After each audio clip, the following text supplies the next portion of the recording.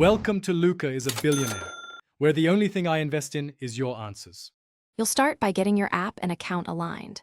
Open Google Home and sign in with the same Google account used by your Chromecast or TV. This ensures device access. Next, connect your phone to the same Wi-Fi network as the target device, because discovery and casting require local network access. Once done, enable Bluetooth and location permissions when asked. These help the app find nearby devices quickly. Now you're ready to discover devices and begin pairing. You'll now pair and configure the app as a remote. Tap your device tile in Google Home, then go to Settings and open Remote and Accessories. Choose Add Remote. Follow the on-screen pairing routine, either select the brand and try automatic code search, or enter codes if you have them.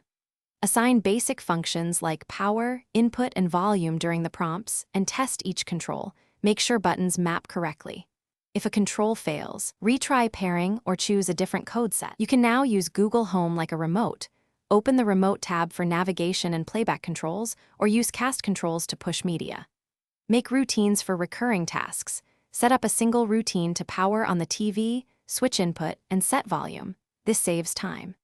If things go wrong, reboot the router and the target device, make sure the app still has network and location permissions, and repair the remote if buttons stop responding. That usually fixes common issues.